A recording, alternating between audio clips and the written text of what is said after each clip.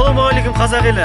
Сериал танасына қош келдіңіздер, және де оның жүргізушісі мен Мадияр Пернебай. Достар, бүгінгі біздің бөліміміз тағы да бір көлікке обзор болмақ. Неге сіздер бұл каналдан тек қана тюнинг каналына емес, егер де сіздің ваз көлігіңіз мықты тюнинг жасалған болса, обзор көретін болса, олай болса видеомызды бастайық, кеттік.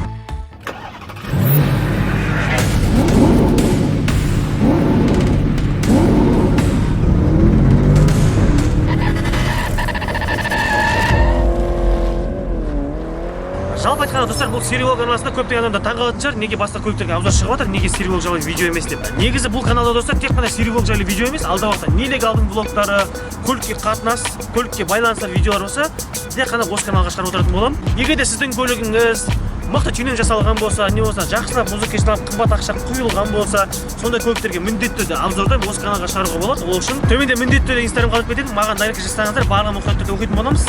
Астана қаласында болатын болса, не болса, көрші Қарағанды, не болса, Көкшетау қалалары болатын болса, міндетті түрде барып обзор түсіруге тырысатын боламын. Олай болса көрейік, алдыменен қарсы алыңыздар. Бүгін біздегі 2017 жылғы аппақ Нива Урбан.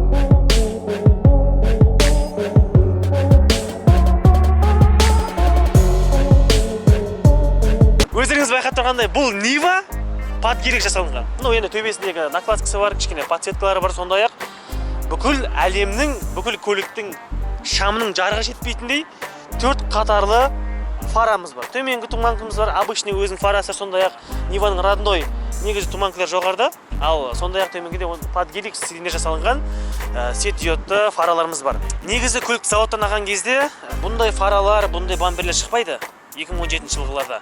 Бұны әрине өзі хозяин жасаған, тюнинговый фаралар салған, диодты жарықшамдар салған, сондай-ақ жаңа стильді, гелик стильге ұқсас бампер салған. Сондай-ақ соның туманкасының өзі LED диодовый, және де жоғары жақта бізде тағы да көліктің сәнін ашып тұратын диодты жарықшамдар бар. Негізі Ниваларда обычно көліктің запаскілері капоттарда жүреді.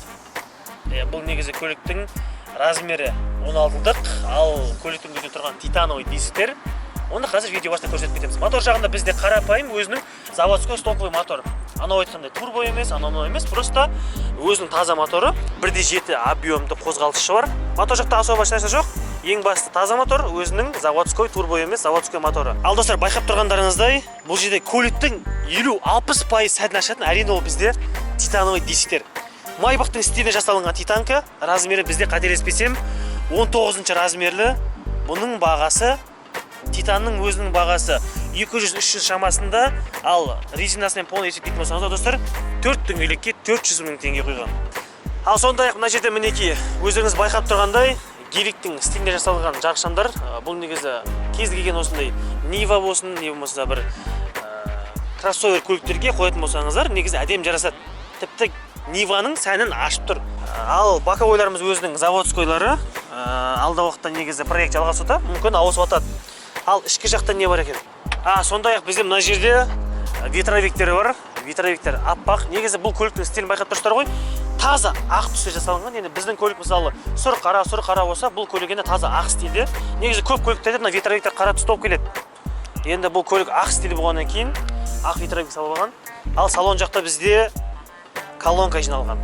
Ал мына жерде байқап отқандарыңызда есікте өлең колонка жиналған, яғни айтқанда 20-лық, 16-лық пішалкамыз. Мынаның өзі бізде Pride, негізі кез келген өлеңнің Pride'пен сәнін ашасың. Егер де сіздің өлеңдеріңіз жақсы удар ұрсын десін болсаңыздар, уралып саласыздар. Егер де өлеңдеріңіз ударсыз, таза, анық естілсін десеңіздер, онда киксін, пышалқысын салсаңыз болады. Қазіргі жылында трендте келе жатқан пышалқылар осылар. Ал торпедка жағынан не бар? Так, енді 2017 жылғы болғаннан кейін, қазірдің да білесіздер, новый Ниваларда ғана торпедкалар кішкене жаңарып шыққан. Енді бұл 2017-де сол баяғы ескі торпедамыз, сол баяғы ескі стильде кнопкаларымыз, және де сол баяғы заводской өзінің ескі щитоктары. Және де рульдер қарапайым, О, сигналдар менікінде екен, екі шетінде былай басатындай. Рульде қарапайым. Қазірше бұл көліктің егесі 1,5 миллион теңгені тек қана көзге көрінетін жерге қойған. Яғни қана сыртқы видение және де өзі көлікпен жүрген кезде ыңғайлы, рахаттанып жүру үшін 400 мың теңгеге колонка салған. Сіз өздеріңіз білесіздер, Нива 4 привод болып келеді. Алда да, арда да, сондай-ақ оның ішіндегі рычаг КПП-мыз, скоростарымызда көбірек болып келеді.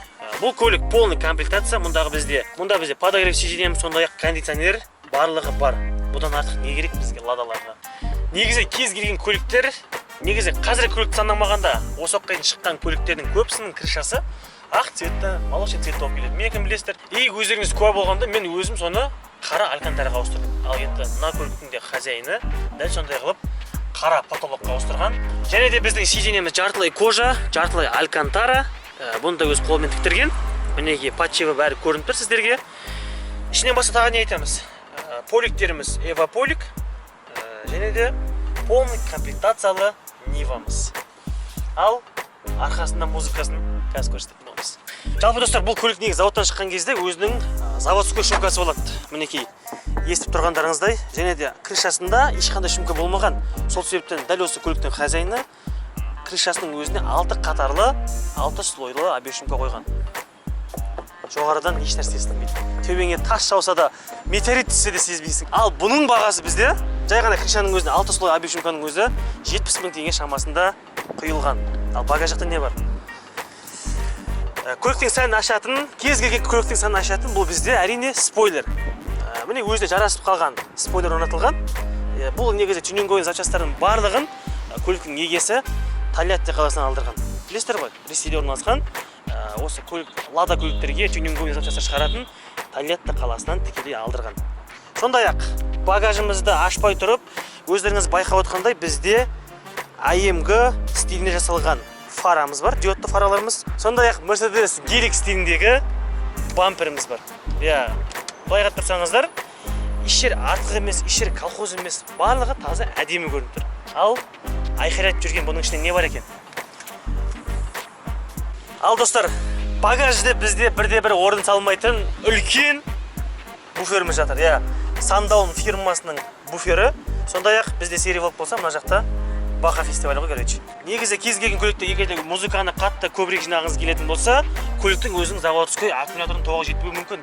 Сол себептен қосымша 100 вольт беретін дополнительно бізде екінші аккумулятор орналасқан. Сонда көлігіңіз ешқандай қиналмайды, музыка қойған кезде сезбейді, смело заводской сияқты ойнап жүре береді. Ал бұның дауысы қалай шығады? Тексеріп көреміз ба? Кеттік. Алдыменен есіктерін ашып алайық, чтобы өлеңдер жарқын анық естілу үшін. Негіз достар, дәл осы көлік қалай жасалды, қаншадан әр запчасть қанша теңгеден толыққанды тюнингтің сериясын білгіңіз келсе, төменде осы көліктің егесінің инстаграмын қалдырып кетем. Дәл осы Ниваның өзінің арнайы инстаграмы бар, ойлаңыздаршы. Мысалы бізде сериялықтың өзінің каналы болып сериялықты тюнинг істеп жатсақ, бұның өзінің инстаграмы бар. Сол сияқты ол жерден қалай жасалды, не жасады, соның барлығын толыққанды біле аласыздар. Оның инстаграм төменінде описание қалдырып кетем. Кіріп көрсеңіздер болады. Олай болса музыкамызды тексеріп көрейік.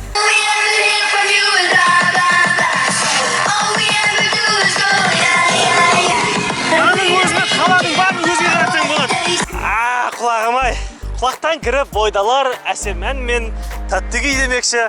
Мынандай музыкаң болса, қаланың барлығын вниманиесін өзіңе аударасың ғой. Тағы да алдын айналып келдік. Бұл негізде достар проектісіне жасалған, әлі де жалғасуда. Алдағы уақытта тағы да шоткалар, тағы да жаңа стилдегі фаралар қойылуы мүмкін. Оның бәрін толыққанда жаңа айтып кеткен төмендегі инстаграмнан толығырақ біле аласыздар. Ал бүгінгі біздің қысқадан нұсқа шығарылымыз примерно осылай. Егер де сіздерге ұнаған болса, лайкты аямай басып, қолдауларыңызды көрсетіп кетіңіздер. Ал біз дәл осы жерде сіздермен қоштасамыз. Олай болса достар, видео ұнаған болса лайкты аямай басыңыздар, арнаға жазыңыздар, комментария керемет пікірлеріңізді қалдырып кетіңіздер. Егер де сіздердің де көліктеріңіз керемет тюнинг жасалынған болса, не болмаса қымбат ақшаға музыка салынған болса, маған инстаграмға жазсаңыздар болады. Мен сіздерге қиналмай обзор жасап дәл осы каналға шығара аламын. Олай болса достар, біздермен қоштаспаймыз. Жай ғана келесі кездескенше аман сау болайық.